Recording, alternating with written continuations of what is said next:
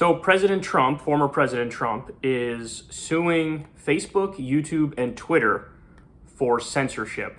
Let me walk you through this here. This is an NPR article. I'll tell you if it's likely to succeed or not based on the legal argument. So they say former President Donald Trump is suing Facebook, Twitter, and Google's YouTube over their suspensions of his account after a mob of his supporters attacked the U.S. Capitol in January. Trump filed a class action complaint in federal court in Florida, alleging the tech giants are censoring him and other conservatives, a long-running complaint on the right for which there is little evidence and that the companies deny. All right, so let me pause there. It's not that there's little evidence of conservatives getting deplatformed or censored. It's that there's little evidence that it's exclusively conservatives. And we've been over this a million times. If you watch this show, you already know this. But for example, on Twitter, after they banned some far-right accounts, they soon thereafter banned Antifa accounts. And if the right was genuinely concerned about free speech objectively and the principle of it, they also would have objected to the big Antifa accounts getting banned. And they didn't. I didn't hear anything on that front. There were also many lefty accounts banned under the guise of they're doing Russian propaganda, even though they weren't. When you look at Reddit, which granted is not in this lawsuit, but it still illustrates the point, they banned the Donald Reddit, but then they also banned the Chapo Trap House Reddit.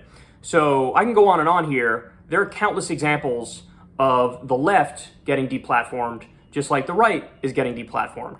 So the lawsuit is just misstating the evidence. So on that alone, they're already kind of on shaky ground. So let's continue. The suits call for the court, quote, to order an immediate halt to social media companies' illegal, shameful censorship of the American people.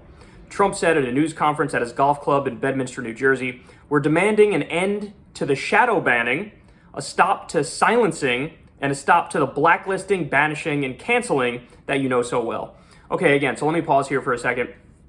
I'm going to get to what Trump could have done on this front while he was president that he didn't do, but let's flesh this out. So one of the things he says here is shadow banning.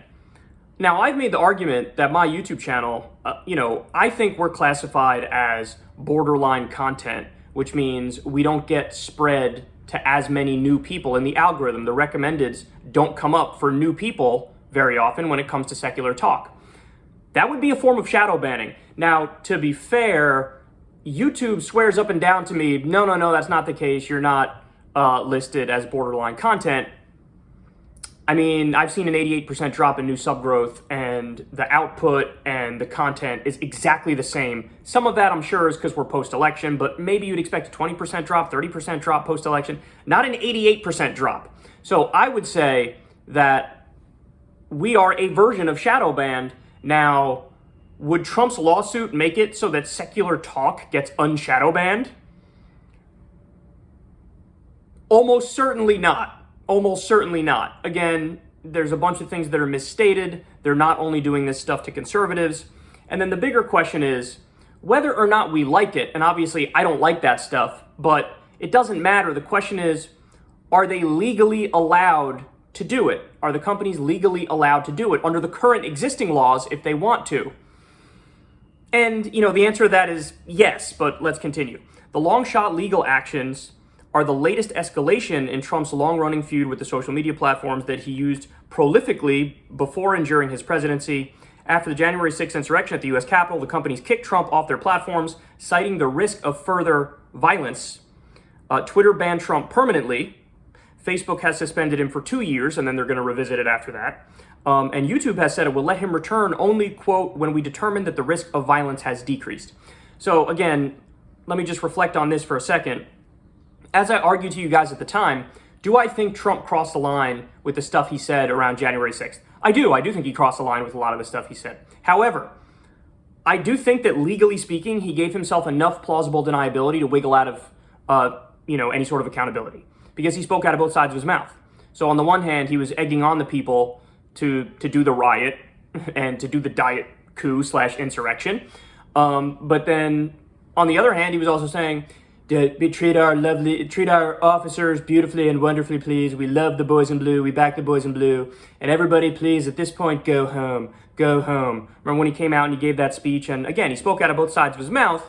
So you could argue the message was getting through to all these people who were at the Capitol to keep going. But he also, legally speaking, covered his ass enough where he also said, go home. It's enough at this point. So I think that that's relevant. But of course, the social media companies had had enough and they were like, just ban him anyway. Because even though he's sort of covering his ass and speaking out of both sides of his mouth, we know the real message that's being sent. So just ban him. Now, I don't agree with that, but that was the argument that they effectively made. So they continue here. In Tuesday's lawsuits, the former president accuses the companies of violating his First Amendment rights and behaving like state actors rather than private companies in putting restrictions on what people could post. So that's hilarious. Look at how Trump views it. Trump views it as, if you're censoring me, you're acting like a government. How dare you act like a government? But wait, governments are supposed to allow people freedom of speech. So he flipped it exactly backwards. He's saying that corporations don't have the right to regulate speech, but governments do. In reality, it's actually the exact opposite. Whether or not you want that to be the case and whether or not I want that to be the case is a separate question. But that's the way it works in the US right now. The law is corporations can effectively regulate speech and the government cannot, so he flipped it. He asked the court to order the companies to reinstate him and other members of the proposed class plaintiffs. He also wants the court to declare a federal law, Section 230 of the Communications Decency Act, unconstitutional. The 1996 law says online sites largely are not legally responsible for what their users post. While in office, in retaliation for Twitter's fact-checking of his tweets, Trump signed an executive order attempting to strip social media companies of Section 230 protection, and then President Biden revoked that order. So let me explain that, because this is where the conservatives are just dead wrong. They think that if you get rid of Section 230 of the Communications Decency Act, that if you get rid of that, that'll lead to these big social media companies doing less censorship and deplatforming. They are exactly wrong about that. If you revoke Section 230 of the Communications Decency Act, the opposite would happen. They would do more censorship. They would do more deplatforming. Because right now, they're treated in a way that they're not responsible for the things that are posted on their platforms. Because it's just a medium. It's just a middleman. It's like a bathroom wall. You go post whatever you want, but they're not legally responsible for what's said. So that allows them to take a more hands-off approach if they so choose, and there's no liability. They can't get sued if somebody says something crazy or does something crazy as a result of something somebody says. They want to revoke that protection, which would make it so the companies are liable for what people post on their platforms. Now, if you do that, what all the platforms are going to do is ramp up the censorship and the deplatforming, because they're going to say, I'm not going to take any risk. If anything's even, a slight chance that I could be held liable for it. So if the content is just a little politically incorrect or a little questionable in terms of the effect it might have, ban it. So they're dead wrong, because the intended effect would be the opposite of what they want. They think that if they take away the protections of the social media companies, that they'll somehow censor less. No, they'll censor much more. So they're just dead wrong about that. In addition to the companies, the lawsuits name Facebook CEO Mark Zuckerberg, so he's personally suing him, Twitter CEO Jack Dorsey, and Google CEO Sundar Pichai as defendants, although not YouTube CEO Susan Wojcicki. I don't even know how to say her name, and I'm a YouTuber. That might be because he reached out to them behind the scenes and they were like, we're going to eventually reinstate you. So they got away with it. But it doesn't really matter, because the lawsuit's not going to succeed. Spokespeople for Facebook and Twitter declined to comment. YouTube and Google did not respond to a request for a comment. Legal experts say Trump's lawsuits are likely doomed from the start because of the strong protections that both Section 230 and the First Amendment give the companies to decide what speech they allow. So that's interesting. I already explained Section 230 to you, but now let me explain the current interpretation of the court system of the First Amendment. They don't say you have a First Amendment right to post on Twitter and Facebook and all the social media outlets. What they say is, sorry for the beeping in the background, what they say is Twitter and Facebook and YouTube and all the social media outlets, they have a First Amendment right to decide what they allow and don't allow on their own platform. Now, I don't agree with that interpretation because that's like quite literally corporate personhood. You're giving First Amendment rights to legal fictions, legal entities called corporations, which are amoral. So I don't agree with that interpretation of the Constitution, but that is the current dominant interpretation of the Constitution. So in other words, Trump's suing with an exact wrong interpretation of the First Amendment.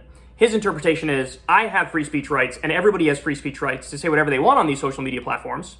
And right now the court system says, no, actually it's Twitter and Facebook and YouTube and the social media outlets that have a First Amendment right to determine whether or not they want to allow you to speak and whether or not they want to ban you. So the lawsuit's definitely doomed to failure. I think Trump knows that. This is just an attempt to stay in the news and stay relevant and to say if/when he runs in 2024, I tried to take on the big social media companies and their censorship and their deplatforming and their shadow banning. And, you know, the establishment struck back and fought back against me. So that's exactly what's going on here, just so everybody understands.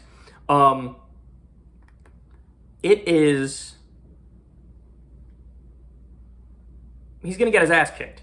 But here's the final point. What he should have done, and this shows that he's all talk, no action, classic Trump.